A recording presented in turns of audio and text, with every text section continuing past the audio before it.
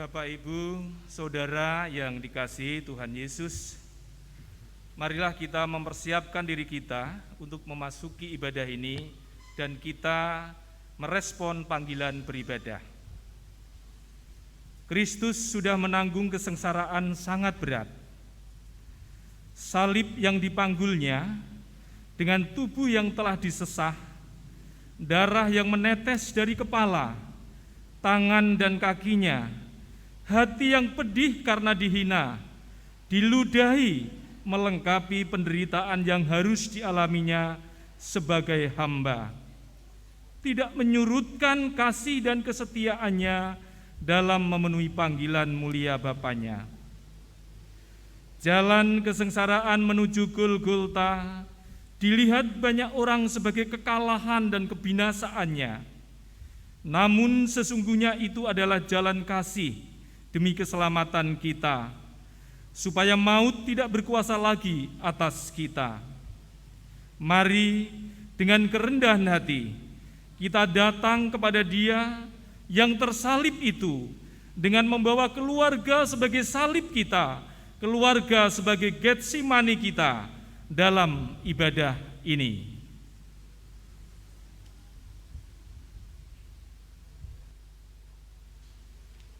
Bersama jemaat menyanyikan Kidung Jemaat nomor 177, bait 1 sampai 3. Golgota, tempat Tuhanku disalib.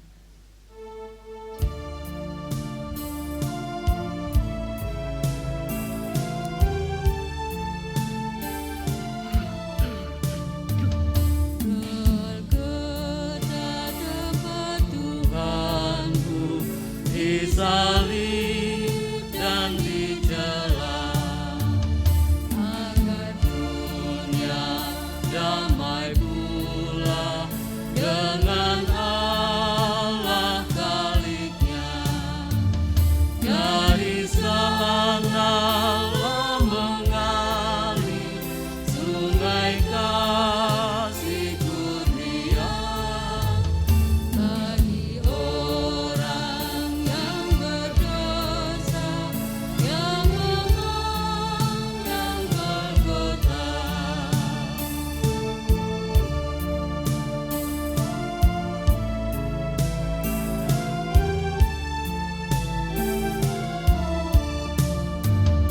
Oh samudra kasih Allah bagi isi dunia, diberinya Putra Tunggal agar kita selamatkan. Yesus jalan kebenaran, sumber hidup yang bakal, tak berkorban bagi kita pada salib Golgota.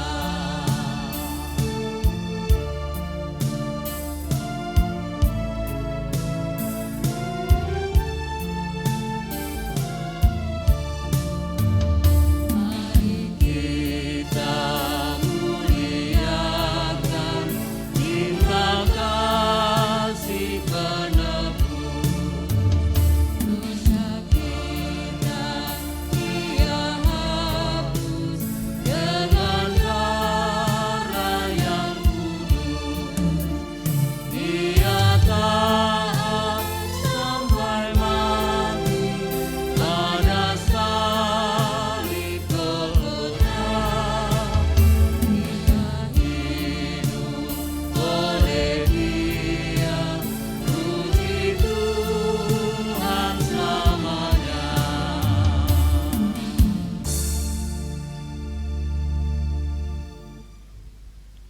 Marilah dengan keyakinan teguh kita mengkhususkan ibadah ini di dalam pengakuan, penghayatan puncak karya kasih Allah dalam Kristus.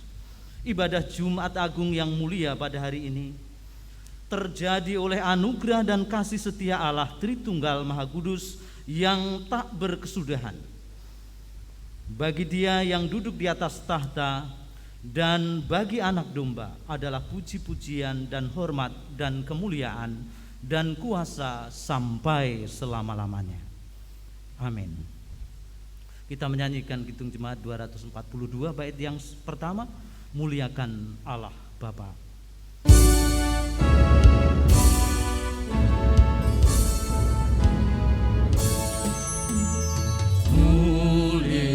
Muliakan Allah Bapa, muliakan Putranya, muliakan Roh penghibur ketiganya yang esa. Haleluya, puji Dia kini dan selamanya.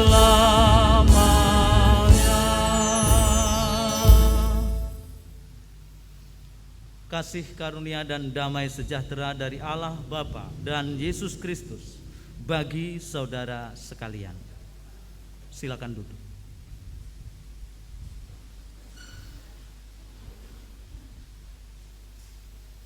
Peristiwa salib adalah peristiwa kekejaman yang mengerikan, seolah seorang anak dibiarkan oleh bapaknya mengalami sengsara dan dikalahkan dunia. Peristiwa salib yang dialami oleh Kristus mengajak kita memahami maknanya secara baru, bahwa salib adalah kemuliaan. Allah Bapa melalui pengorbanan Yesus Kristus, anaknya yang tunggal mati disalibkan, merupakan puncak karya kasih-Nya dalam penebusan bagi dunia. Karena itu penyaliban Kristus menyatakan ketaatannya sebagai hamba yang setia hingga menderita dan mati disalibkan, sekaligus peninggiannya oleh Bapa, oleh Allah Bapa, karena Kristus telah mengerjakan perutusan dari Bapanya dengan paripurna sempurna. Seperti perkataannya di atas kayu salib sebelum menyerahkan nyawanya, sudah selesai. Marilah kita membawa hormat dan kekaguman atas pengorbanannya dengan bersama-sama menyanyikan Kidung Jemaat nomor 170 bait yang pertama dan kedua, kepala yang berdarah.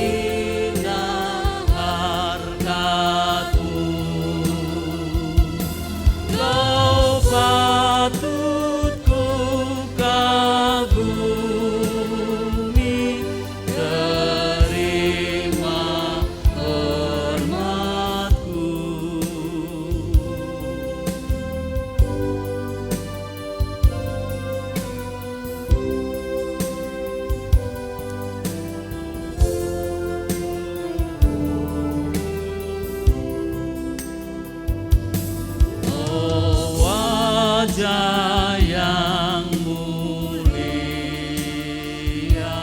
yang patut disembah dan layak menerima pujian dunia sekarang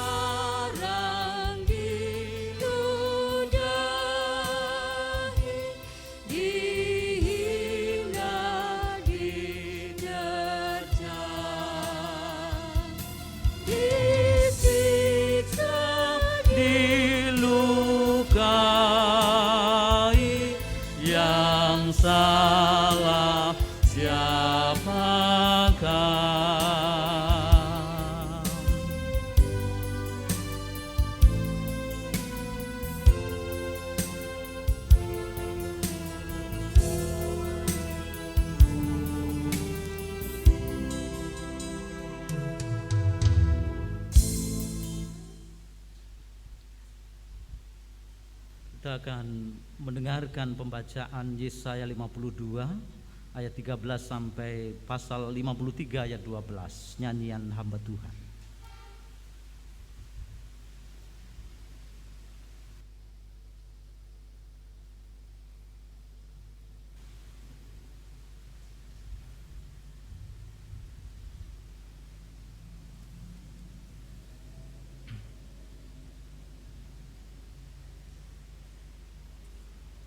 Yesaya pasal 52 ayat 13 sampai dengan pasal 53 ayat 12. Demikian sabdanya. Hamba Tuhan yang menderita, sesungguhnya hambaku akan berhasil. Ia akan ditinggikan, disanjung dan dimuliakan. Seperti banyak orang akan tertegun melihat dia. Begitu buruk rupanya, bukan seperti manusia lagi, dan tampaknya bukan seperti anak manusia lagi. Demikianlah ia akan membuat tercengang banyak bangsa. Raja-raja akan mengatupkan mulutnya melihat dia.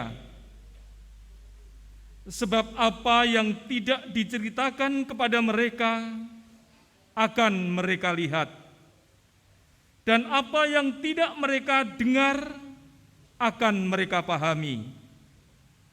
Siapakah yang percaya kepada berita yang kami dengar, dan kepada siapakah tangan kekuasaan Tuhan dinyatakan?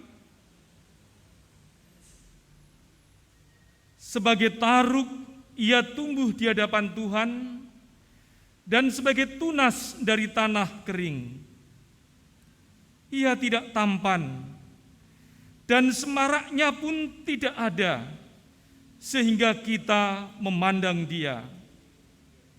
Dan rupa pun tidak, sehingga kita menginginkannya. Ia dihina dan dihindari orang, seorang yang penuh kesengsaraan dan yang biasa menderita kesakitan.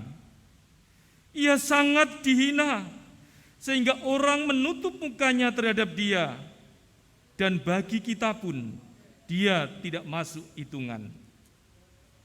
Tetapi sesungguhnya penyakit kitalah yang ditanggungnya, dan kesengsaraan kita yang dipikulnya, padahal kita mengira dia kena tulah, dipukul dan ditindas Allah. Tetapi dia tertikam oleh karena pemberontakan kita. Dia diremukkan oleh karena kejahatan kita. Ganjaran yang mendatangkan keselamatan bagi kita ditimpakan kepadanya. Dan oleh bilur-bilurnya kita menjadi sembuh.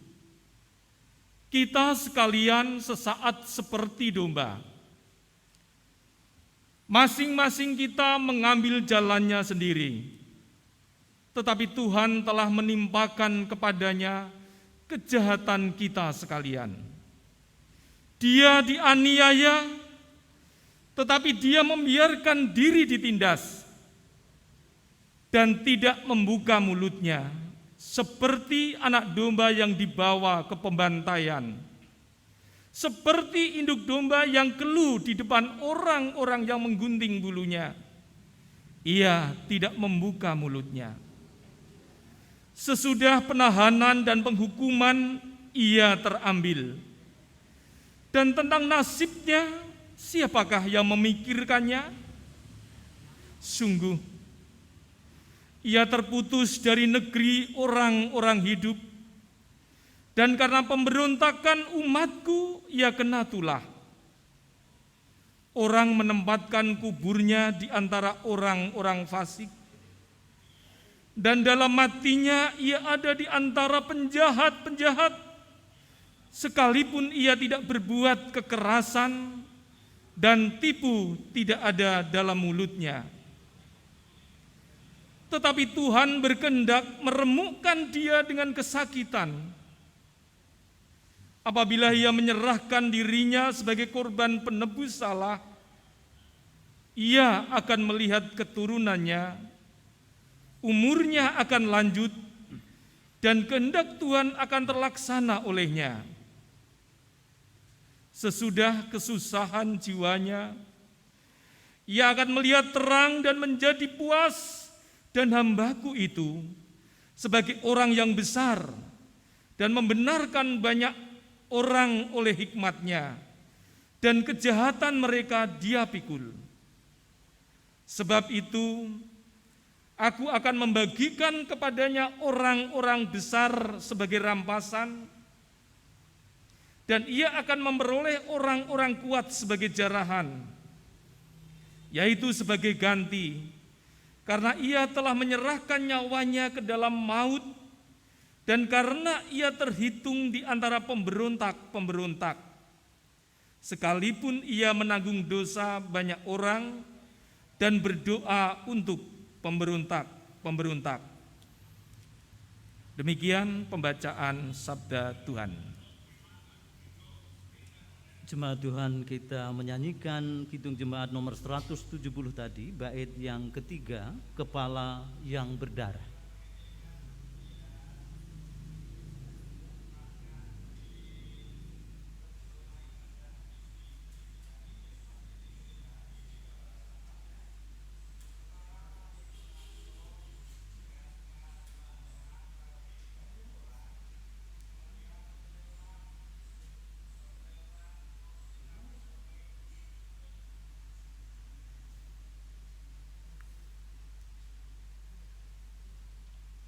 Ya Tuhan, yang kau tanggung yaitu salahku.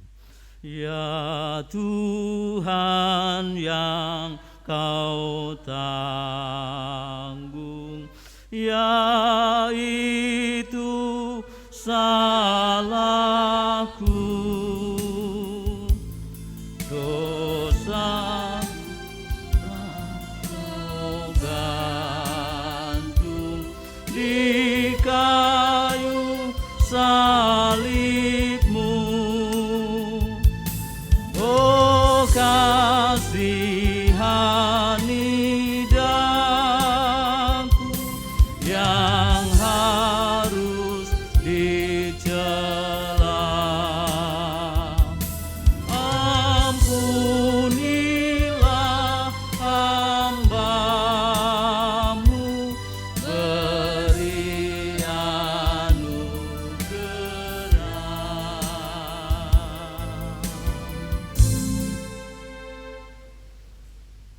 penyesalan dosa.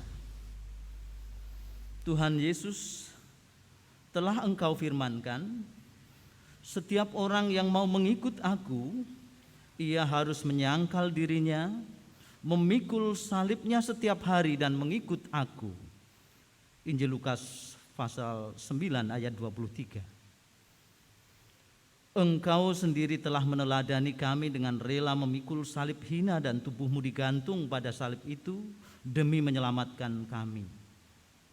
Namun kami sadari bahwa dalam kenyataan hidup sehari-hari yang kami jalani, kami sering lebih mementingkan diri kami pribadi daripada taat kepadamu. Saat Engkau membawa kami melintasi jalan sulit dan sempit, kami sering berontak dan memilih mengikuti jalan kami sendiri. Ya Tuhan, Sang Raja Agung kami, kasihanilah kami yang lemah ini. Ampunilah kami karena sering gagal meneladan kasih dan kesetiaan serta pengorbanan-Mu. Karuniakanlah kekuatan rohani kepada kami untuk menjadi pengikut-Mu yang sejati. Kemampuan menyangkal diri, memikul salib kami setiap hari dan mengikut-Mu dalam kasih dan kesetiaan sampai pada akhirnya. Jemaat Tuhan, kita menyanyikan Kidung Jemaat nomor 27 bait pertama dan bait yang ketiga, meski tak layak diriku.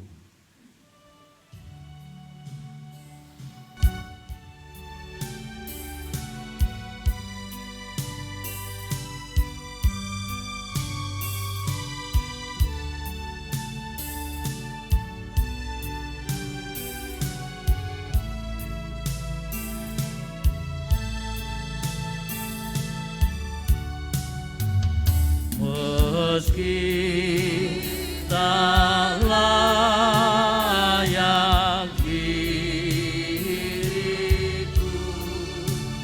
tetapi karena darah-Mu dan karena Kau memanggilku, ku datang, Yesus, padamu.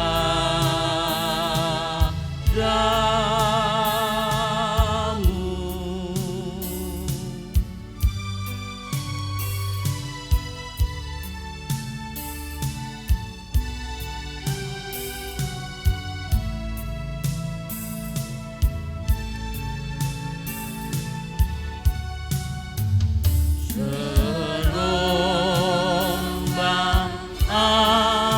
ambing berkeluh,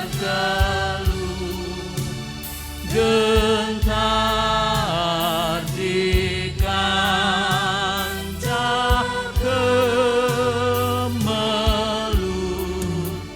ya anak domba Allahku, ku datang kini padamu.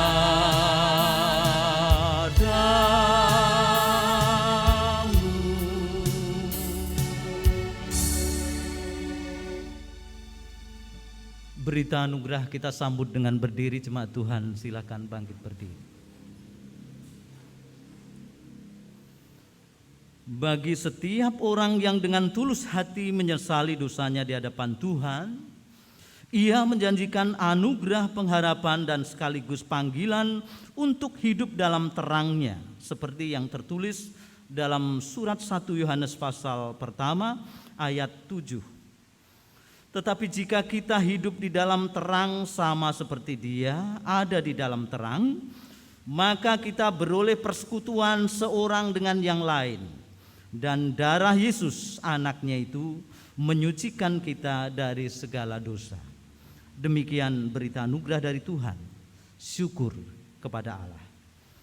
Umat menyanyikan Kidung Jemaat nomor 183 bait yang kedua, menjulang nyata atas bukit Kala.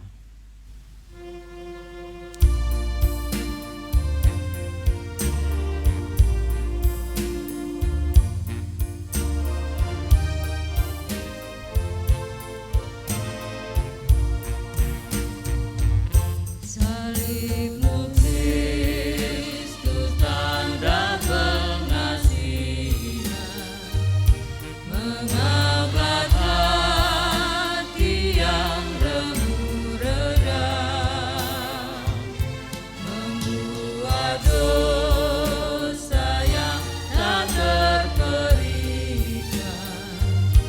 biru cinta Tuhan tergenang. Di dalam Tuhan kami balik lagi, insan bernoda kini berseri, teruras darah suci yang mengalir, disalib pada bukit Kalvari.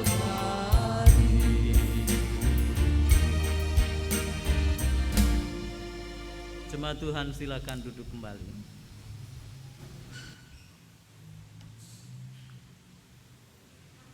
Sebelum Alkitab dibacakan dan renungan sabda Tuhan disampaikan, mari kita datang kepada Tuhan, mohon bimbingan Roh Kudus dalam kita mendengarkan dan melakukan firman Tuhan.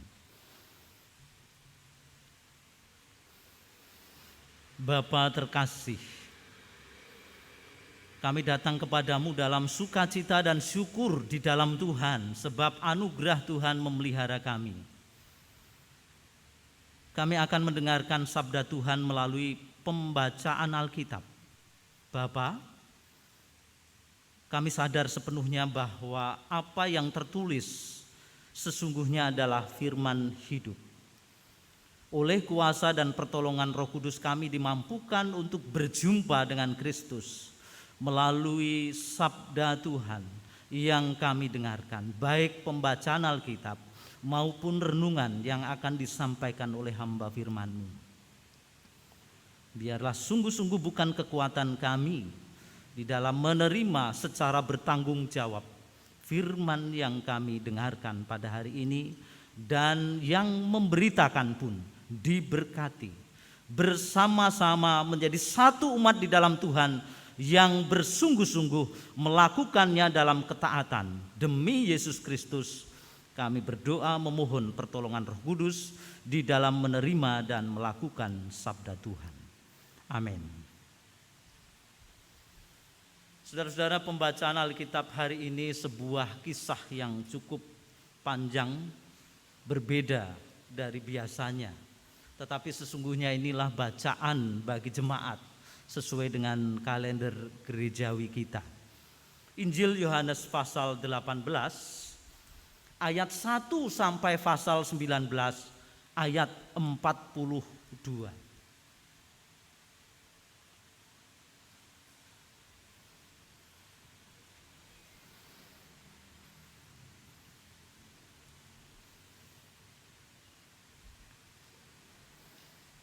Saya membacakannya bagi saudara. Setelah Yesus mengatakan semuanya itu, keluarlah ia dari situ bersama-sama dengan murid-muridnya, dan mereka pergi ke seberang sungai Kidron. Di situ ada suatu taman, dan ia masuk ke taman itu bersama-sama dengan murid-muridnya. Yudas yang mengkhianati Yesus tahu juga tempat itu karena Yesus sering berkumpul di situ dengan murid-muridnya. Maka datanglah Yudas juga ke situ dengan sepasukan prajurit dan penjaga-penjaga bait Allah yang disuruh oleh imam-imam kepala dan orang-orang Farisi, lengkap dengan lentera, suluh dan senjata. Maka Yesus yang tahu semua yang akan menimpa dirinya maju ke depan dan berkata kepada mereka, "Siapakah yang kamu cari?" Jawab mereka, "Yesus dari Nazaret." Katanya kepada mereka, "Akulah dia." Yudas yang mengkhianati dia berdiri juga di situ bersama-sama mereka. Ketika ia berkata kepada mereka, "Akulah dia," mundurlah mereka dan jatuh ke tanah. Maka ia bertanya pula, "Siapakah yang kamu cari?" Kata mereka, "Yesus dari Nazaret." Jawab Yesus, "Telah kukatakan kepadamu, akulah dia. Jika aku yang kamu cari, biarkanlah mereka ini pergi." Demikian hendaknya supaya genaplah firman yang telah dikatakannya, "Dari mereka yang engkau serahkan kepadaku, tidak seorang pun yang kubiarkan binasa." Lalu Simon Petrus yang membawa pedang menghunus pedang itu, meletakkannya kepada hamba imam besar dan memutuskan telinga kanannya. Nama hamba itu Malkus. Kata Yesus kepada Petrus, "Sarungkan pedangmu itu. Bukankah aku harus minum cawan yang diberikan Bapa kepadaku?" Maka pasukan prajurit serta perwiranya dan penjaga-penjaga yang disuruh orang Yahudi itu menangkap Yesus dan membelenggu dia. Lalu mereka membawanya mula-mula kepada Hanas, karena Hanas adalah mertua Kayafas yang pada tahun itu menjadi imam besar. Dan Kayafaslah yang telah menasihatkan orang-orang Yahudi adalah lebih berguna jika satu orang mati untuk seluruh bangsa. Simon Petrus dan seorang murid lain mengikuti Yesus. Murid itu mengenal imam besar dan ia masuk bersama-sama dengan Yesus ke halaman istana imam besar. Tetapi Petrus tinggal di luar dekat pintu. Maka murid lain tadi yang mengenal imam besar kembali keluar bercakap-cakap dengan perempuan penjaga pintu lalu membawa Petrus masuk. Maka kata hamba perempuan penjaga pintu kepada Petrus, "Bukankah engkau juga murid orang itu?" Jawab Petrus, "Bukan." Sementara itu hamba-hamba dan penjaga-penjaga bait Allah telah memasang api arang sebab hawa dingin waktu itu, dan mereka berdiam di situ. Juga Petrus berdiri berdiam bersama-sama dengan mereka. Maka mulailah imam besar menanya Yesus tentang murid-muridnya dan tentang ajarannya. Jawab Yesus kepadanya, "Aku berbicara terus terang kepada dunia. Aku selalu mengajar di rumah-rumah ibadat dan di bait Allah, tempat semua orang Yahudi berkumpul. Aku tidak pernah berbicara sembunyi-sembunyi. Mengapakah engkau menanyai aku? Tanyailah mereka yang telah mendengar apa yang kukatakan kepada mereka. Sungguh mereka tahu apa yang telah kukatakan." Ketika ia mengatakan hal itu, seorang penjaga yang berdiri di situ menampar mukanya sambil berkata, "Begitukah jawabmu kepada imam besar?" Jawab Yesus kepadanya, "Jikalau kataku itu salah, tunjukkanlah salahnya. Tetapi jikalau kataku itu benar, mengapakah engkau menampar aku?" Maka Hanas mengirim dia terbelenggu kepada Kayafas, imam besar itu. Simon Petrus masih berdiri berdiam. Kata orang-orang di situ kepadanya, "Bukankah engkau juga seorang muridnya?" Ia menyangkalnya, katanya, "Bukan," kata seorang hamba imam besar, seorang keluarga dari hamba yang telinganya dipotong Petrus. "Bukankah engkau kulihat di taman itu bersama-sama dengan dia?"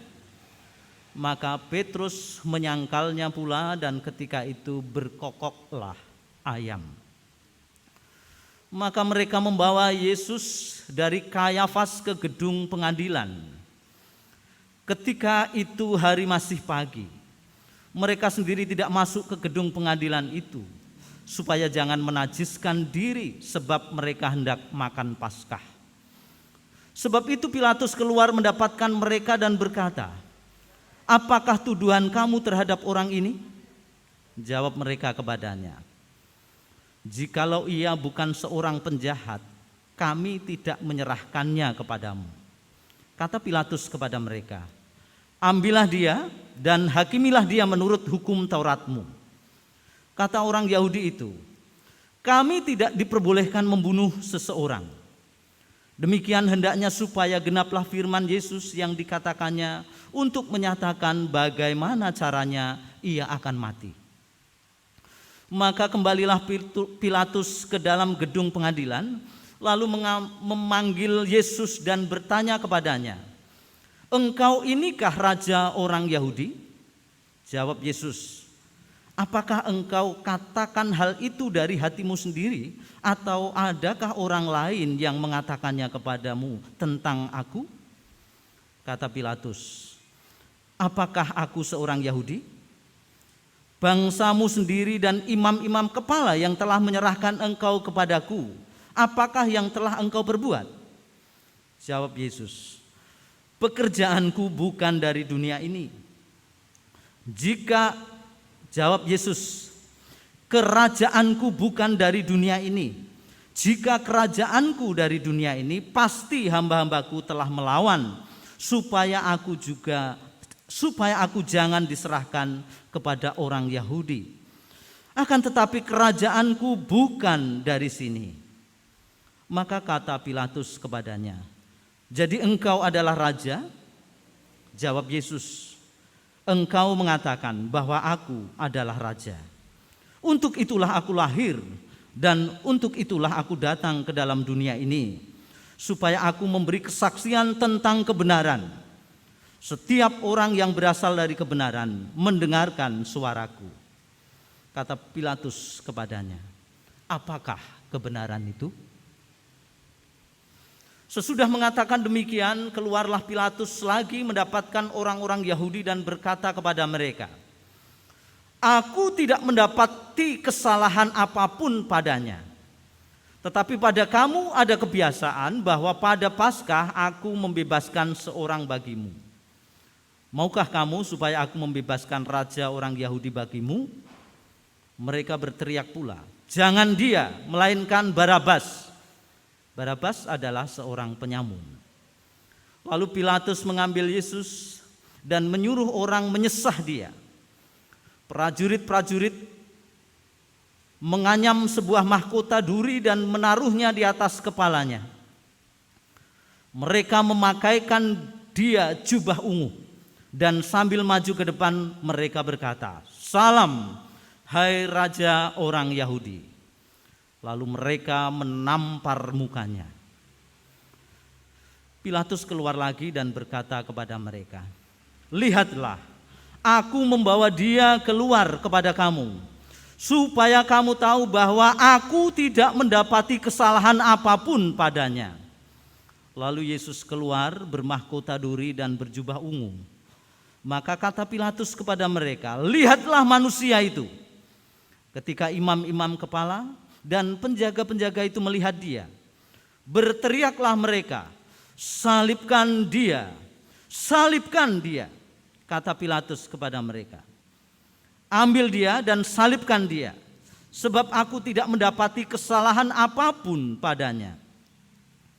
Jawab orang-orang Yahudi itu kepadanya, kami mempunyai hukum, dan menurut hukum ia harus mati, sebab ia menganggap dirinya sebagai anak Allah. Ketika Pilatus mendengar perkataan itu, bertambah takutlah ia. Lalu ia masuk pula ke dalam gedung pengadilan dan berkata kepada Yesus, dari manakah asalmu? Tetapi Yesus tidak memberi jawab kepadanya. Maka kata Pilatus kepadanya, tidakkah engkau mau bicara dengan aku? Tidakkah engkau tahu bahwa aku berkuasa untuk membebaskan engkau dan berkuasa juga untuk menyalibkan engkau? Yesus menjawab, engkau tidak mempunyai kuasa apapun terhadap aku, jikalau kuasa itu tidak diberikan kepadamu dari atas.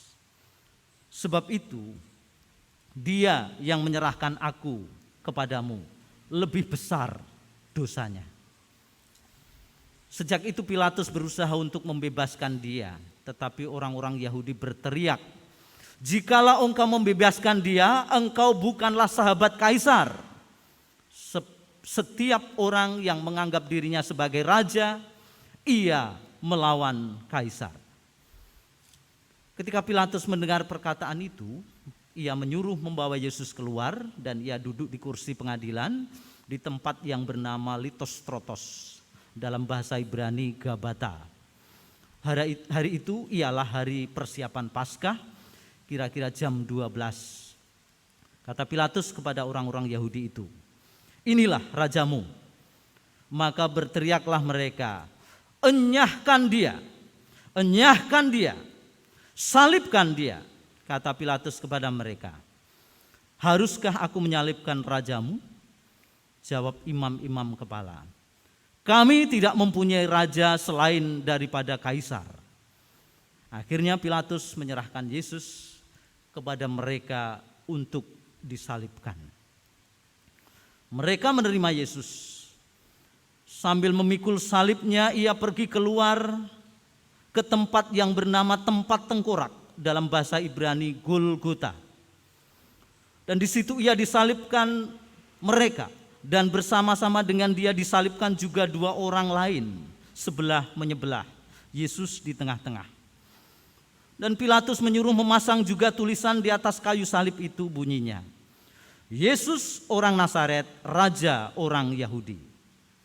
Banyak orang Yahudi yang membaca tulisan itu sebab tempat di mana Yesus disalibkan letaknya dekat kota dan kata-kata itu tertulis dalam bahasa Ibrani, bahasa Latin dan bahasa Yunani. Maka kata imam-imam kepala orang Yahudi kepada Pilatus, jangan engkau menulis Raja orang Yahudi, tetapi bahwa ia mengatakan aku adalah Raja orang Yahudi. Jawab Pilatus, apa yang kutulis tetap tertulis. Sesudah prajurit-prajurit itu menyalibkan Yesus, mereka mengambil pakaiannya lalu membaginya menjadi 4 bagian untuk tiap-tiap prajurit 1 bagian. dan jubahnya juga mereka ambil. Jubah itu tidak berjahit, dari atas ke bawah hanya satu tenunan saja. Karena itu mereka berkata seorang kepada yang lain, janganlah kita membaginya menjadi beberapa potong, tetapi baiklah kita membuang undi untuk menentukan siapa yang mendapatnya. Demikianlah hendaknya supaya genaplah yang ada tertulis dalam kitab suci. Mereka membagi-bagi pakaianku di antara mereka, dan mereka membuang undi atas jubahku. Hal itu telah dilakukan prajurit-prajurit itu. Dan dekat salib Yesus berdiri ibunya dan saudara ibunya, Maria, istri Klopas, dan Maria Magdalena. Ketika Yesus melihat ibunya dan murid yang dikasihinya di sampingnya, berkatalah ia kepada ibunya, "Ibu, inilah anakmu." Kemudian katanya kepada murid-muridnya, "Inilah ibumu." Dan sejak saat itu murid itu menerima dia di dalam rumahnya. Sesudah itu, karena Yesus tahu bahwa segala sesuatu telah selesai, berkatalah ia, supaya genaplah yang ada tertulis dalam kitab suci, "Aku haus." Di situ ada suatu bekas penuh anggur asam. Maka mereka mencucukkan bunga karang yang telah dicelupkan dalam anggur asam pada sebatang hisop, lalu mengunjukkannya ke mulut Yesus. Sesudah Yesus meminum anggur asam itu, berkatalah ia, "Sudah selesai." Lalu ia menundukkan kepalanya dan menyerahkan nyawanya. Karena hari itu hari persiapan, dan supaya pada hari Sabat mayat-mayat itu tidak tinggal tergantung pada kayu salib, sebab Sabat itu adalah hari yang besar, maka datanglah orang-orang Yahudi kepada Pilatus dan meminta kepadanya supaya kaki orang-orang itu dipatahkan dan mayat-mayatnya diturunkan. Maka datanglah prajurit-prajurit, lalu mematahkan kaki orang yang pertama dan kaki orang yang lain yang disalibkan bersama-sama dengan Yesus. Tetapi ketika mereka sampai kepada Yesus dan melihat bahwa ia telah mati, mereka tidak mematahkan kakinya. Tetapi seorang dari antara prajurit itu menikam lambungnya dengan tombak, dan segera mengalir keluar darah dan air. Dan orang yang melihat hal itu sendiri, yang memberikan kesaksian ini, dan kesaksiannya benar, dan ia tahu bahwa ia mengatakan kebenaran, supaya kamu juga percaya, sebab hal itu terjadi supaya genaplah yang tertulis dalam kitab suci. Tidak ada tulang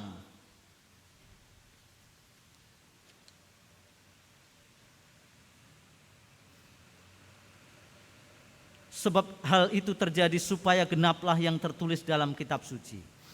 Tidak ada tulangnya yang akan dipatahkan. Dan ada pula nas yang mengatakan mereka akan memandang kepada dia yang telah mereka tikam. Sesudah itu Yusuf dari Arimatea, ia murid Yesus, tetapi sembunyi-sembunyi karena takut kepada orang-orang Yahudi, meminta kepada Pilatus supaya ia diperbolehkan menurunkan mayat Yesus. Dan Pilatus meluluskan permintaannya itu. Lalu datanglah ia dan menurunkan mayat itu. Juga Nikodemus datang ke situ. Dialah yang mula-mula datang waktu malam kepada Yesus. Ia membawa campuran minyak mur dengan minyak gaharu, kira-kira 50 kati beratnya. Mereka mengambil mayat Yesus, mengapaninya dengan kain lenan, dan membubuhinya dengan rempah-rempah menurut adat orang Yahudi bila menguburkan mayat. Dekat tempat di mana Yesus disalibkan ada suatu taman, dan dalam taman itu ada suatu kubur baru yang di dalamnya belum pernah dimakamkan seseorang.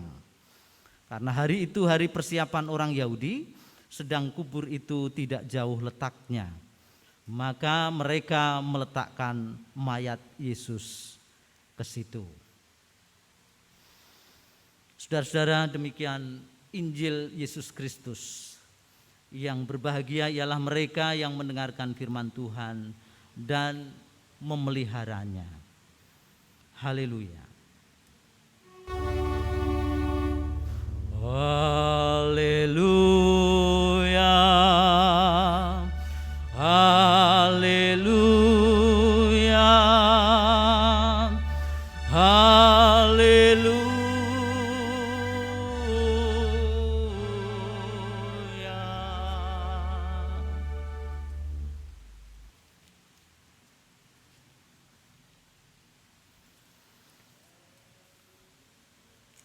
Saudara-saudara yang saya kasihi dalam Tuhan Yesus Kristus, salib adalah kemuliaan. Salib lambang kemuliaan. Salib bermakna sungguh-sungguh mulia maknanya bagi kita. Mengapa demikian? Hari ini kita bersama-sama berhimpun dalam persekutuan orang-orang percaya yang merayakan Tuhan Yesus disalibkan. Peristiwa itu menjadi sentrum dalam iman orang percaya karena tanpa ada salib, Yesus Kristus mati disalib. Bukan mati di atas kayu salib, nanti kan di atas sana. Mati disalib. Maka ada kebangkitan dan kematiannya itu berharga, memiliki makna sangat menentukan hidup kita.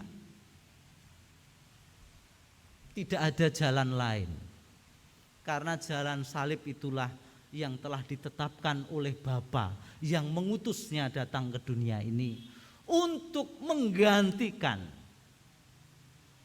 kita yang mestinya tersalib. Jadi yang pertama-tama saya mau katakan di sini adalah Yesus Kristus disalibkan itu sesuatu yang merupakan kesalahan tempat.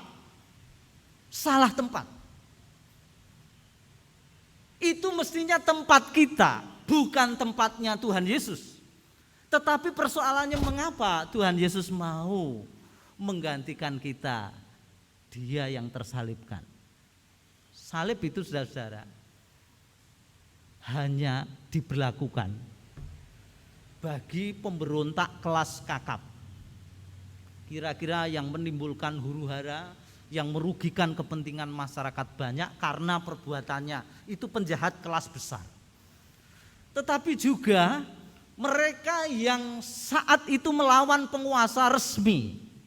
Jadi orang yang memberontak penguasa patut dihukum salib.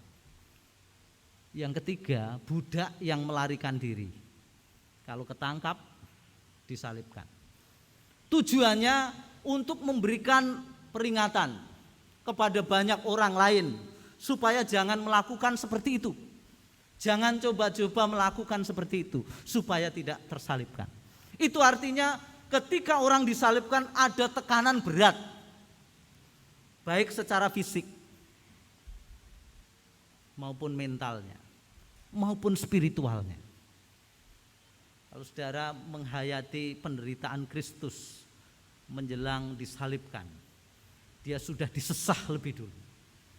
Itulah mengapa dia tidak mampu lagi memikul salibnya, karena badannya sudah dilemahkan, dicambuk dengan ujung-ujung cambuk itu paku. Saya bukan mendramatisir, tetapi praktek hukuman salib seperti itu.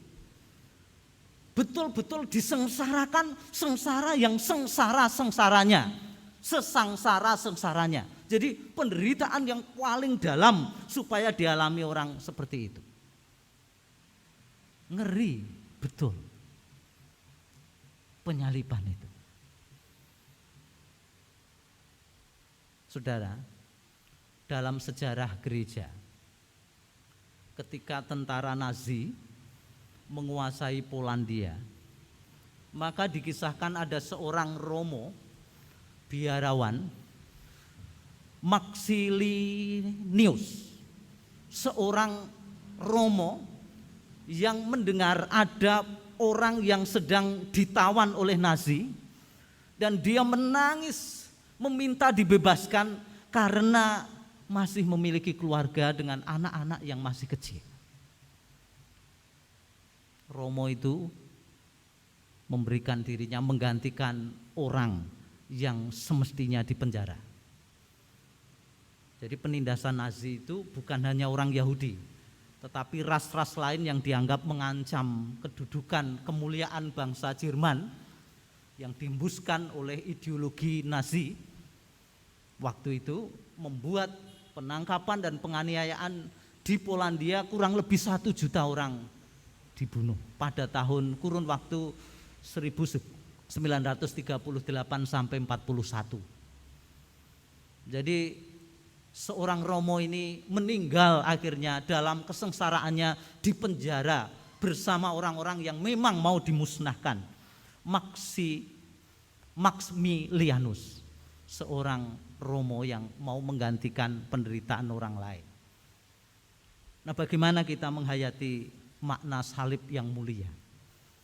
Mulianya bukan kayunya, mulianya bukan peristiwanya, tetapi pribadi yang disalibkan itu yang mulia.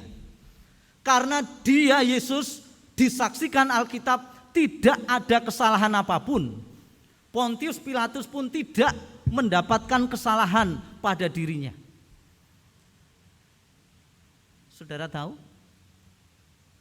Bahkan alam pun mengakui bahwa Yesus orang benar, tidak terdapat kesalahan dan cacat celah di dalam memberlakukan hukum dan ketetapan Allah.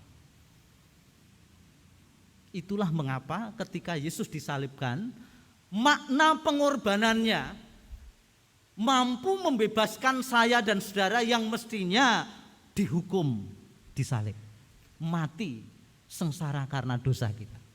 Karena Yesus korban yang tanpa cacat celah di hadapan Tuhan. Kalau saya dan saudara yang digantung, tidak akan ngefek bagi orang lain, tidak akan menjadi dimuliakan seperti itu karena saya dan saudara orang-orang berdosa. Tidak sah korban kita. Kalau kita yang disalib untuk menebus, maka tidak berarti, itu tidak mungkin terjadi. Tapi karena Yesus korban yang sempurna, tiada cacat celah. Ketika mati gelap gulita meliputi, tanda alam pun menyaksikan bahwa dia orang benar. Prajurit yang melihat bahwa Yesus mati dengan cara seperti itu, bukan ketakutan menghadapi kematian, tetapi lihatlah, dikatakan Alkitab dalam Injil Yohanes, salib itu menyatakan kemuliaan Yesus karena dia dengan keberanian menghadapi penderitaannya, menghadapi kematian.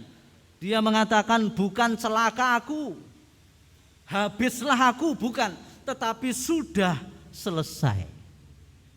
Saudara tahu, orang yang sudah selesai, orang yang sudah selesai itu orang yang sudah tuntas menjalankan misi Allah yang dipercayakan kepadanya. Kalau saudara dan saya menjadi orang yang sudah selesai, maka maut tidak akan menakutkan kita karena kita percaya apa yang menjadi bagian kita. Tidak ada orang yang bisa menyentuh hidup kita, sebab Allah yang melindungi kita. Yesus tahu persis jalan salib, kematian dengan penderitaan berat harus dialaminya, situasi yang mengerikan harus dihadapi, tetapi dia tahu kemuliaan yang disediakan Bapaknya. Karena itu tidak ada salib tanpa kebangkitan. Tidak ada salib tanpa kemuliaan yang dinyatakan, karena di situ nyata bahwa Allah sudah menggenapi rencana membebaskan saya dan saudara yang mestinya mati disalib karena Adam dan Hawa yang sudah jatuh ke dalam dosa. Saya dan saudara sejak lahir sudah masuk dalam kuasa dosa dan binasa. Tidak ada orang yang selamat dari dirinya sendiri. Saya dan saudara memerlukan Dia yang menebus, dan Dia sudah melakukannya. Dikatakan sudah selesai. sudah selesai. Karya penebusan itu sudah selesai. Lalu bagaimana saya dan saudara menghayati salib yang mulia, salib yang sudah nyata-nyata memberikan kita kelepasan dari kuasa maut itu? Satu, kita merayakan Jumat Agung ini bukan dengan duka, bukan berkabung. Kalau majelis dan pendeta pakai hitam itu karena memang seragamnya begitu, bukan perkabungan. Kalau kemarin beberapa gereja menghayati iman dengan melakukan ibadah Kamis putih, maka pakaiannya putih-putih. Bukan pakaian, tetapi kemuliaan Kristus yang dihayati oleh orang-orang percaya, kesediaannya untuk menanggung penderitaan yang dipersiapkan melalui peristiwa pembasuhan kaki pada hari Kamis malam dan perjamuan malam terakhir. Kesucian hati untuk lebih taat kepada Bapa, untuk berserah penuh kepada Bapa, percaya hidup yang bermakna itu kalau di dalam ketaatan kepada Bapa. Itu loh yang suci, itu loh yang putih. Mestinya saya dan saudara menghayati hidup seperti itu kalau saya dan saudara betul-betul mau memandang Yesus disalibkan sebuah karya agung Allah, tanda kemuliaan bukan perendahan. Orang memang melihat Yesus salah tempat, dan memang demikian. Tempatnya Yesus bukan di situ. Karena itu dia tidak tergantung di atas salib terus atau di dalam kubur maut terus.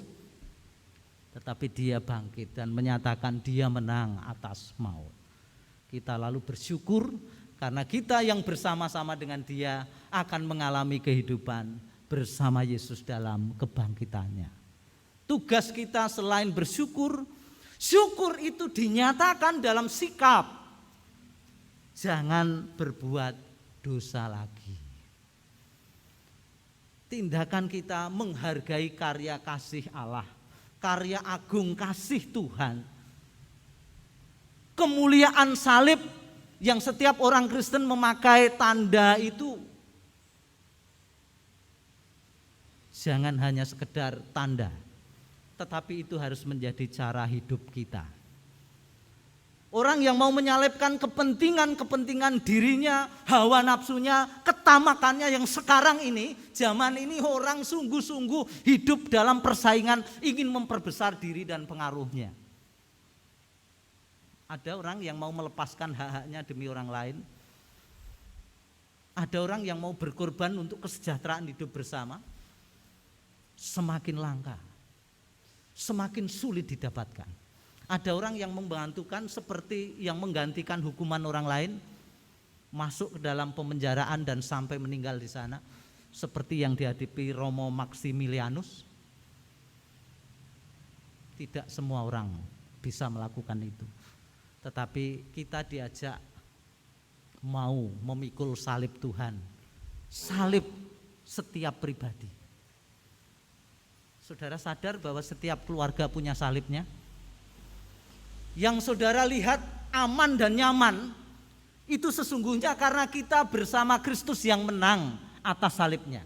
Kita dimampukan untuk menghadapi ada salib dalam setiap kehidupan kita. Keluarga itu punya salibnya sendiri-sendiri. Bebannya karena kesetiaannya kepada Tuhan, dia harus menghadapi banyak kesusahan dan kesulitan. Apa kita putus asa? Banyak orang yang berputus asa dalam situasi berat seperti ini. Pekerjaan terancam, usaha tidak bisa berkembang malah surut, masalah banyak sekali. Setiap keluarga menanggung situasinya masing-masing. Dapatkah kita mampu terus berjalan dengan bersama Dia yang telah menang? Lalu kita memiliki pengharapan terus-menerus. Kita harus menghadapi ini semua, tidak diajak untuk meninggalkan dan melarikan diri dari persoalan kita. Lalu saya dan saudara melihat betapa setiap salib yang kita hadapi itu bukan melemahkan kita, tetapi akan meneguhkan kita menjadi pribadi-pribadi yang semakin dapat merasakan betapa Kristus sungguh hidup di dalam aku, bukan aku lagi. Lalu hidup saudara diabdikan untuk Allah dan pekerjaan bagi kehidupan, bukan hanya untuk memperkaya dan memperbesar diri sendiri, tetapi menyejahterakan hidup bersama dan tanpa alasan untuk menyelamatkan diri. Sebab orang yang justru mementingkan nyawanya akan kehilangan nyawanya. Tetapi orang yang mau menyerahkan hidupnya, nyawanya bagi kerajaan Allah, lihatlah perkembangan orang-orang percaya menjadi semakin erat kepada Tuhan itu melalui keluarga-keluargamu yang mau saling merendahkan diri. Orang yang merendahkan diri seperti Kristus, mestinya tempatnya di surga yang mulia. Mestinya kelahirannya itu bukan di palungan, wong raja yang agung mulia, yang berkuasa atas surga dan bumi, tetapi mau ada di palungan. Untuk apa? Untuk menyatakan betapa yang diutamakan Allah bukan dirinya, tetapi orang-orang dikasihinya supaya selamat. Jadi inilah wujud pelayanan itu. Bukan apa yang saya dapatkan, tetapi seberapa banyak orang yang dimenangkan oleh pekerjaan dan tindakan saudara.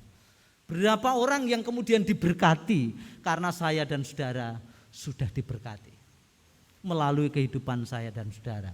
Dan mulailah dari keluarga-keluarga saya dan saudara merendahkan diri seperti Kristus, sekalipun itu barangkali bukan tempat kita. Tempat kita tidak di situ semestinya. Tetapi terimalah, lihatlah Yesus pun dianggap salah tempat. Tetapi jalan salib harus dilaluinya dan kemuliaan Tuhan nyata atasnya. Kita lalu menjadi orang-orang yang bejo, orang-orang yang beruntung, orang-orang yang sudah diselamatkan lalu hidup dengan sukacita dan bersyukur, terus meneladan kepada Dia. Melayani sesama dengan tulus, tidak berputus asa ketika menghadapi tantangan dan persoalan, memikul salib kita masing-masing dalam keluarga, dalam pekerjaan, dalam lingkungan kita. Bagaimana dengan gereja? Apa kita mau menanggung salib kita bersama-sama? Setiap orang dipanggil untuk mengikut Yesus dalam kesetiaan dan setiap hari menanggung salibnya, setiap hari memikul salibnya. Kekuatan kita terbatas, tetapi Tuhan menolong kita. Dia yang sudah menang dari salib, kematian, akan memberikan kekuatan dan menolong kita, menopang kehidupan kita untuk menjalani hari menuju negeri kekal yang Tuhan berikan. Kita berdoa. Kami bersyukur hari ini kami dapat merayakan Kristus yang tersalib. Salib yang dipandang aib dan bukan tempat Kristus yang tanpa cacat celah ada di sana. Tetapi Kristus bersedia berada di kayu salib, mati disalibkan karena kasih-Nya kepada kami semua. Karena demi kami tidak terhukum dan karena itu Bapa, kami bersyukur untuk Sang Juru Selamat yang telah Engkau utus bagi kami dan melakukan tugasnya sampai tuntas. Sekarang ini kami pengikut-pengikut Kristus, berikan kekuatan senantiasa untuk mengikut Tuhan dengan setia, dan kami pun akan dapat berkata seperti Kristus, sudah selesai pada saatnya. Tolong kami dalam menghadapi berbagai pergumulan hidup di dunia ini, supaya kami tetap dapat merasakan betapa Kristus sungguh sudah menderita bagi kami. Dan kami mau menghargai, menghormati Kristus yang telah berkorban untuk kami dengan setia taat melayani Tuhan dan sesama dengan tulus hati, dengan tidak mudah berputus asa, tidak gampang mencela, tetapi dapat bersukacita dan bersyukur dalam segala perkara. Di dalam Tuhan Yesus Kristus kami sudah berdoa dan mengucap syukur. Amin.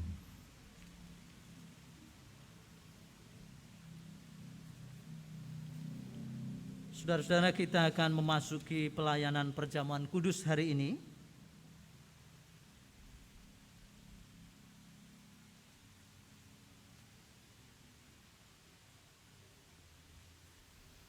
Kita akan mendengarkan formulir penetapan perjamuan kudus. Sakramen perjamuan kudus yang dilayankan dalam gereja adalah berdasarkan perintah Tuhan Yesus seperti disaksikan dalam surat 1 Korintus 11 ayat 23 sampai 26. Demikian. Sebab apa yang telah kuteruskan kepadamu telah aku terima dari Tuhan, yaitu bahwa Tuhan Yesus pada malam waktu ia diserahkan mengambil roti dan sesudah itu ia mengucap syukur atasnya. Ia memecah-mecahkannya dan berkata, inilah tubuhku yang diserahkan bagi kamu. Perbuatlah ini menjadi peringatan akan aku. Demikian juga ia mengambil cawan sesudah makan lalu berkata, cawan ini adalah perjanjian baru yang dimeteraikan oleh darahku. Perbuatlah ini setiap kali kamu meminumnya menjadi peringatan akan aku. Sebab setiap kali kamu makan roti ini dan minum cawan ini, kamu memberitakan kematian Tuhan sampai ia datang. Arti perjamuan kudus.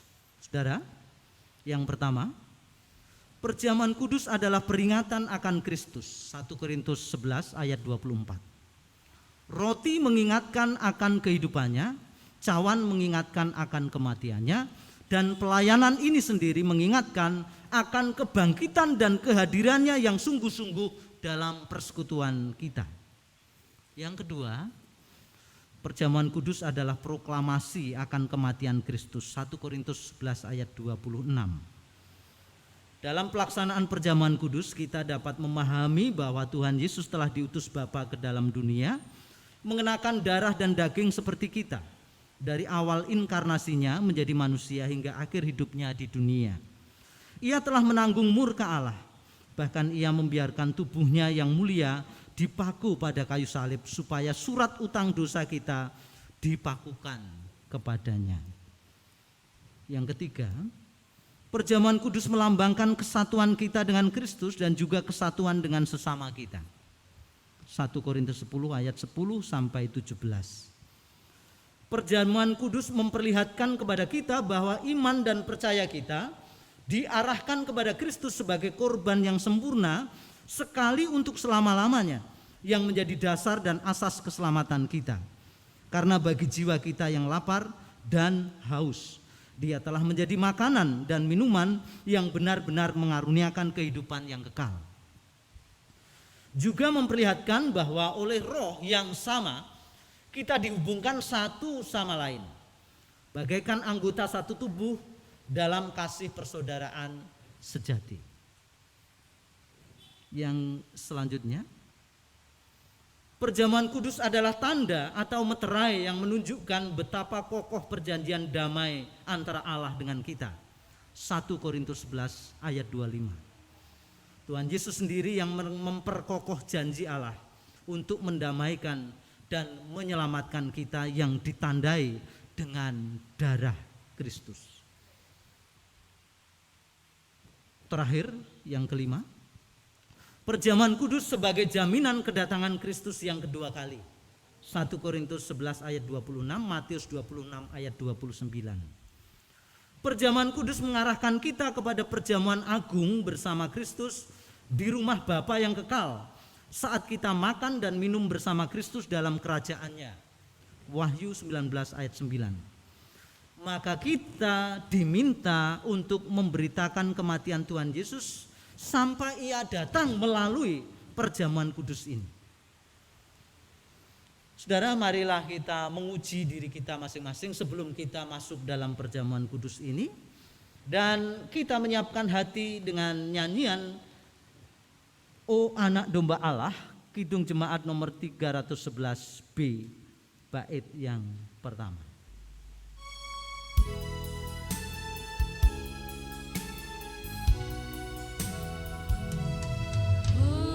Anak domba Allah tersembelih di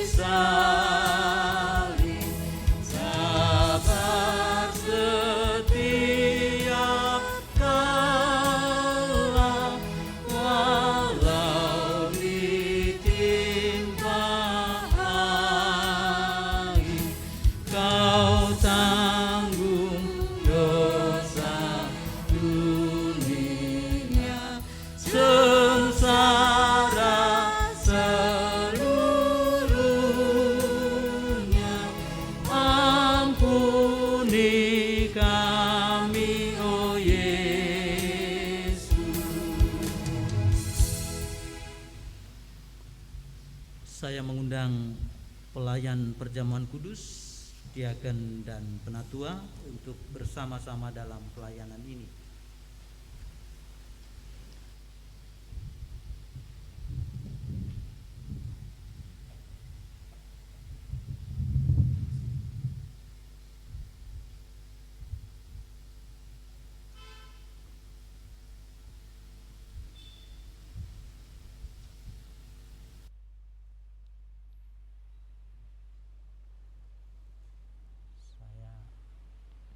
Diambilkan satu roti hotinya, roti hotinya dan anggurnya. Ada di depan ada.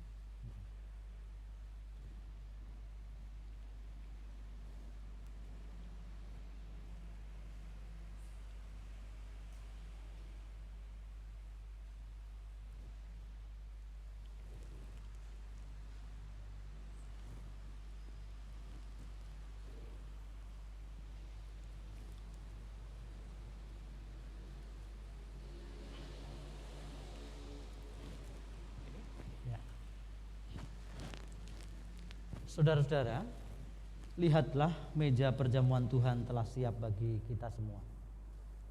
Perjamuan kudus diperuntukkan bagi saudara-saudara yang telah dibaptis dan mengaku percaya. Berbahagialah kita, anak-anak Allah Bapa yang telah diundang ke meja perjamuan kudus ini. Saudara-saudara, sebelum kita akan masuk pada pelayanan roti yang sudah disediakan kepada kita semua, kita bersama-sama akan mengucap syukur atas roti perjamuan yang sudah tersedia. Dan mari kita datang kepada Tuhan dalam doa.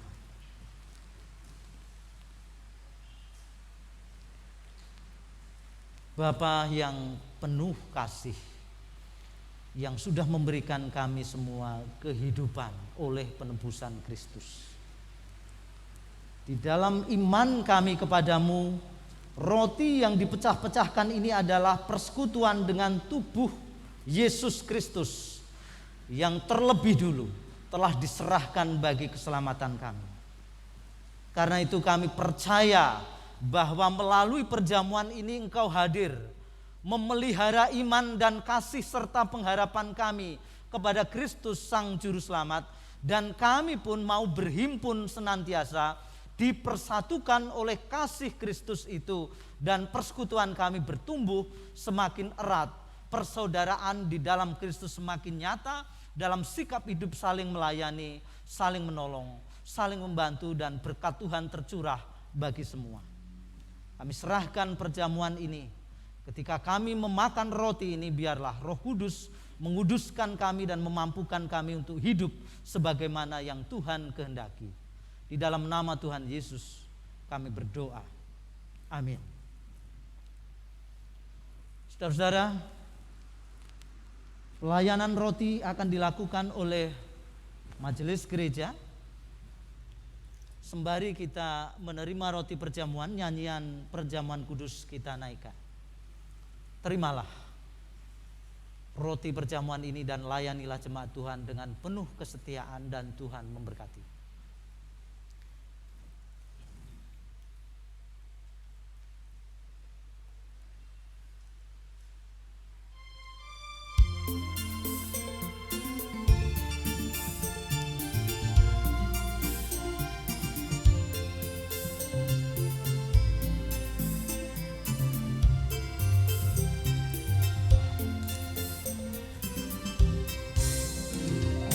Perjamuan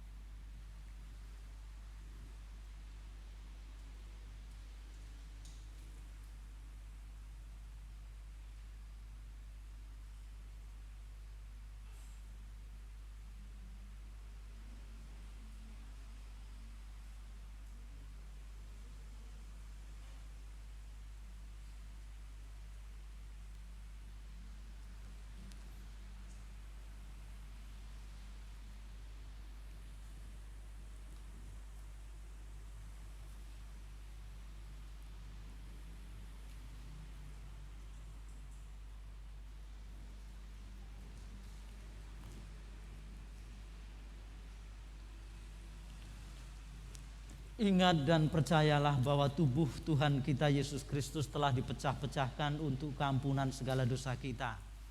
Makanlah dengan ucapan syukur.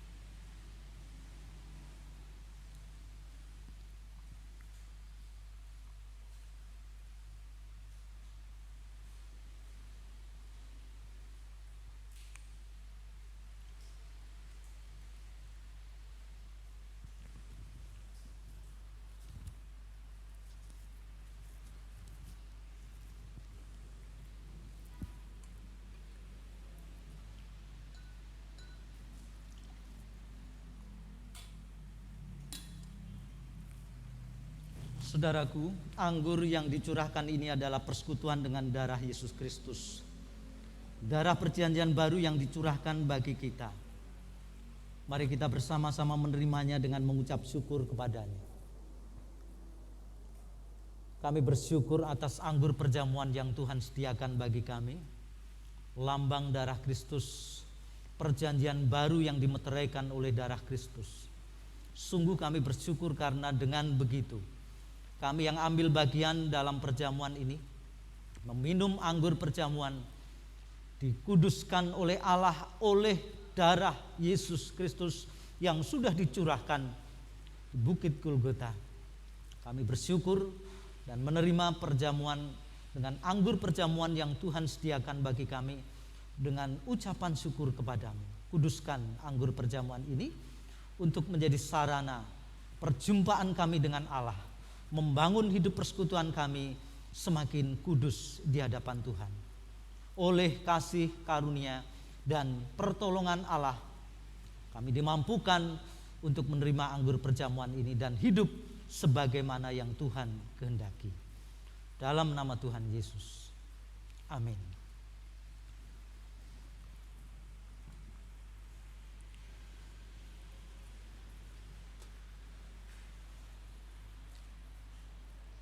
Terimalah dan layanilah jemaat Tuhan dengan penuh kesetiaan.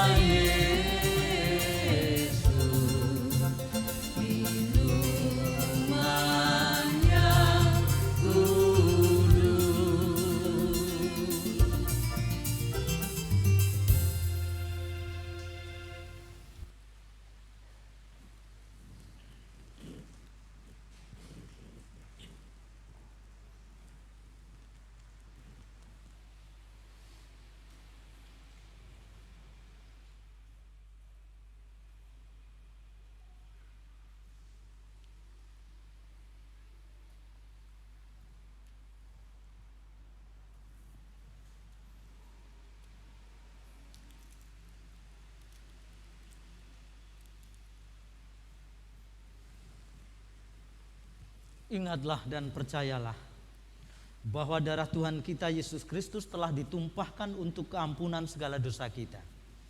minumlah dengan ucapan syukur.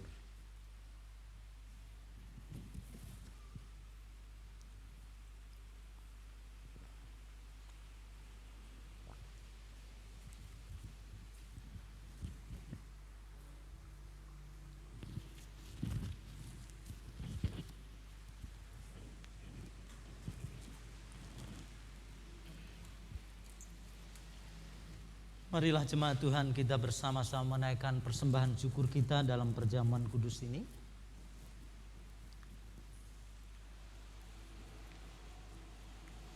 Allah Bapa telah menganugerahkan hidup yang sempurna kepada kita.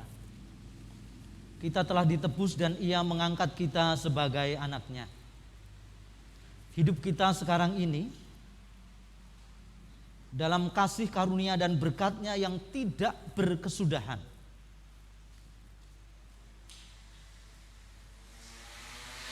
Maka sebagai tanda pengakuan akan hal itu, kita mempersembahkan persembahan syukur yang didasarkan pada firman Tuhan, Mazmur 107 ayat 1-3.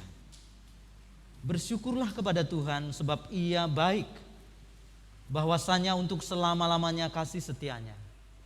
Biarlah itu dikatakan orang-orang yang ditebus Tuhan, yang ditebusnya dari kuasa yang menyesakkan, yang dikumpulkannya dari negeri-negeri, dari timur dan dari barat, dari utara dan dari selatan. Amin. Kita menyanyikan Kasih Tuhanku Sungguh Besar, Kidung Jemaat nomor 185.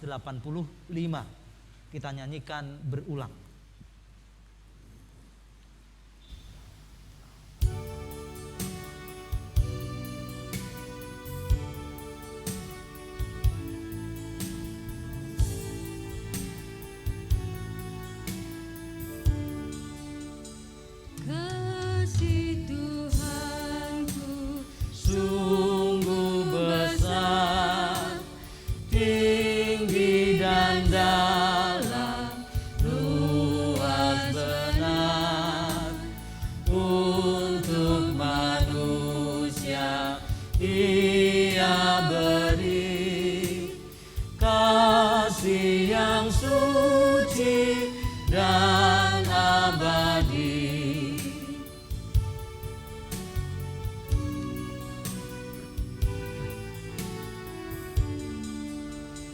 Kasih Tuhanku sungguh besar, tinggi dan dalam, luas benar, untuk manusia Ia beri kasih yang suci dan abadi.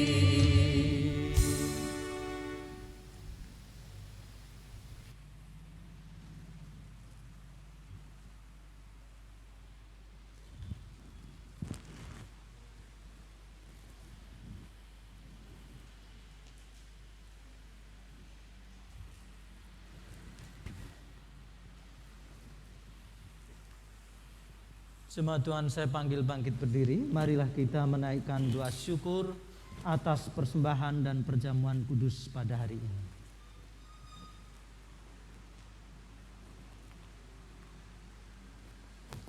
Kami bersyukur karena kami telah diberkati Allah dengan segala kebaikan dan kemurahan-Mu. Perjamuan kudus yang telah kami masuki bersama-sama ini akan memelihara iman, pengharapan dan kasih kami kepada Tuhan. Juga meneguhkan kami dalam mengerjakan karya pelayanan bagi Tuhan dan sesama kami. Dan karena anugerah Tuhan, anugerah yang sungguh nyata dan sudah kami alami, kami terima dengan penuh sukacita. Kami berikan persembahan kami saat ini. Kiranya Tuhan berkenan menerima dan memberkati persembahan kami, dan oleh karena pertolongan Tuhan kami dapat mempergunakannya untuk karya keselamatan melalui pelayanan gereja Tuhan, dan nama Tuhan Yesus Kristus semakin dipermuliakan. Demikian doa syukur kami. Demi nama Tuhan Yesus kami sudah mengucap syukur dan berdoa. Amin.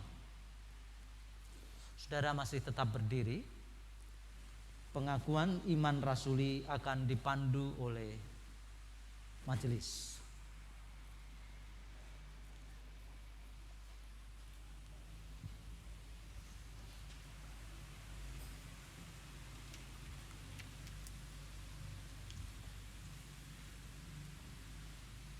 Saudara yang terkasih, sabda Tuhan dan perjamuan kudus yang kita lakukan pada hari ini telah memelihara keteguhan iman kita. Maka marilah menyatakan pengakuan iman kita dengan bersama mengucapkan pengakuan iman rasuli. 1. Aku percaya kepada Allah Bapa yang Maha Kuasa, Khalik langit dan bumi. 2. Dan kepada Yesus Kristus anaknya yang tunggal Tuhan kita. 3. Yang dikandung dari Roh Kudus, lahir dari anak darah Maria. 4. Yang menderita di bawah pemerintahan Pontius Pilatus, disalibkan, mati dan dikuburkan, turun ke dalam kerajaan maut. 5. Pada hari yang ketiga bangkit pula dari antara orang mati. 6. Naik ke surga, duduk di sebelah kanan Allah Bapa yang Maha Kuasa. 7. Dan akan datang dari sana untuk menghakimi orang yang hidup dan mati. 8. Aku percaya kepada Roh Kudus. 9. Gereja yang kudus dan am, persekutuan orang kudus. 10. Pengampunan dosa. 11. Kebangkitan daging. 12. Dan hidup yang kekal.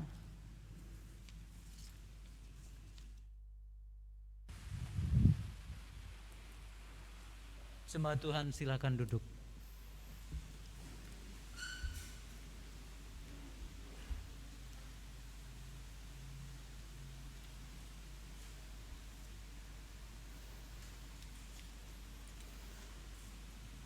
Marilah kita bersama-sama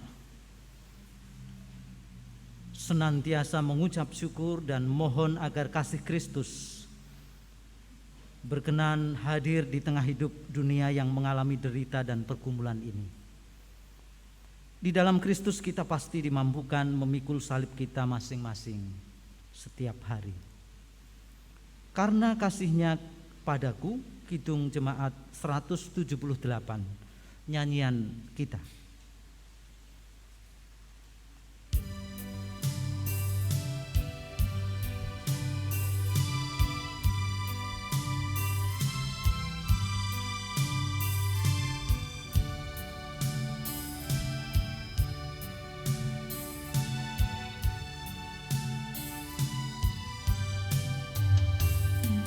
Karena kasih-Nya padaku,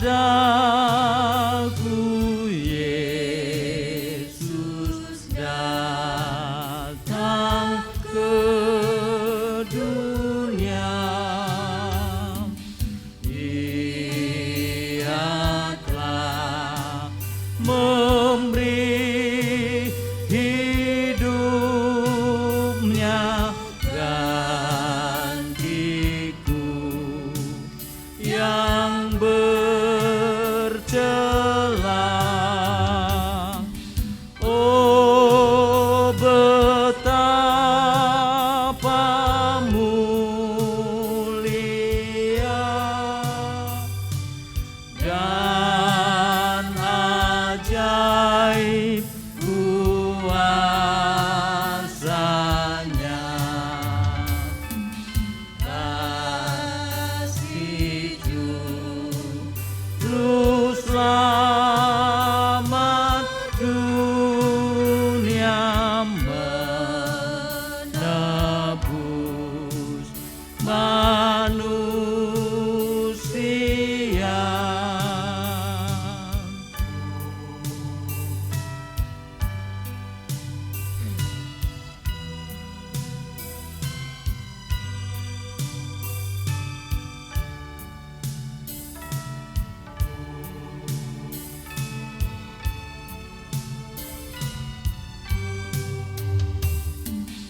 Dengan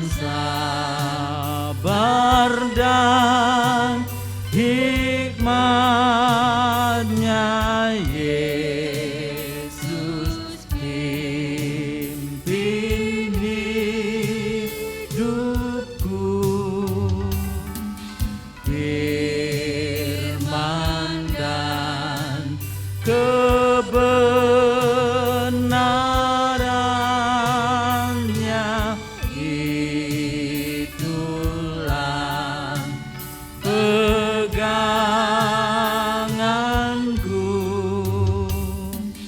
Oh, betapa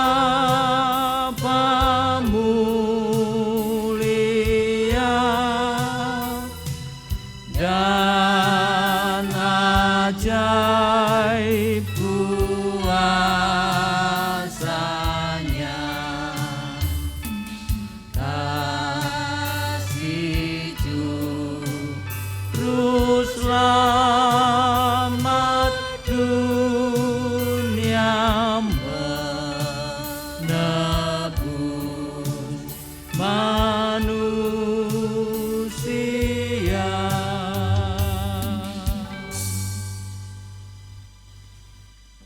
Saudara-saudaraku, saya panggil bangkit berdiri.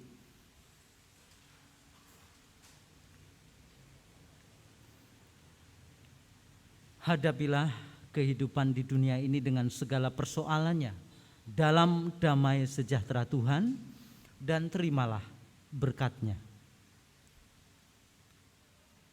Kasih karunia Tuhan Yesus Kristus melalui penderitaannya di kayu salib, kasih Allah yang berkenan mengutus putranya ke dunia ini, dan persekutuan dalam Roh Kudus yang membuat saudara mampu hidup dan mati bersama Dia, menyertai saudara sekalian. Amin. Nyanyian kita pelengkap Kidung Jemaat 180, kita nyanyikan berulang, kasih Tuhan mengiringimu.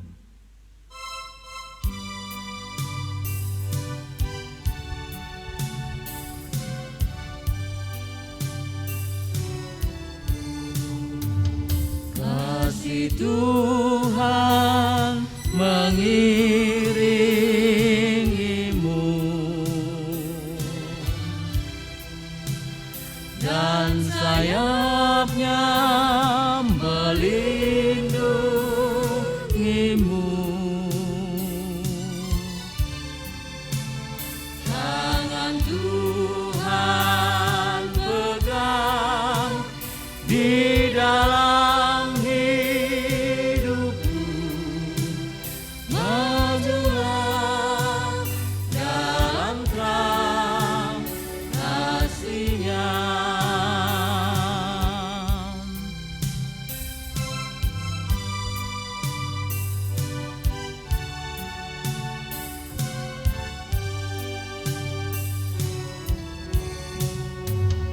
Kasih Tuhan mengiringimu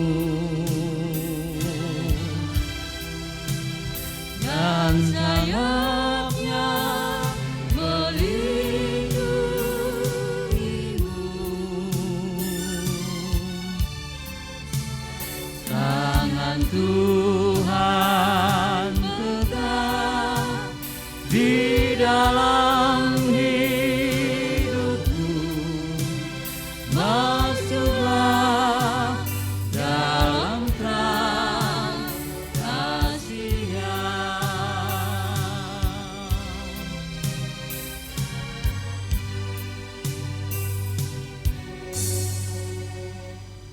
Jemaat Tuhan, silakan duduk.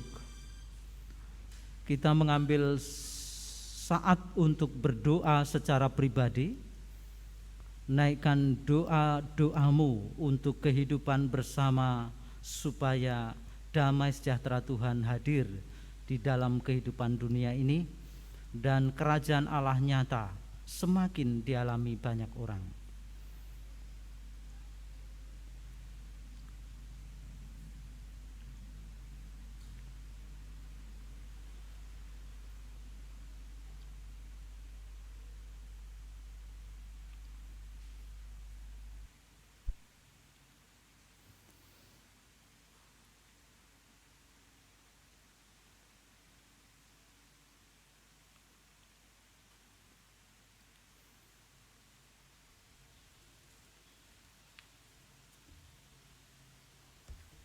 ibadah usai. Selamat memasuki hari-hari dengan penyertaan Tuhan bagi kita semua. Tuhan memberkati saudara.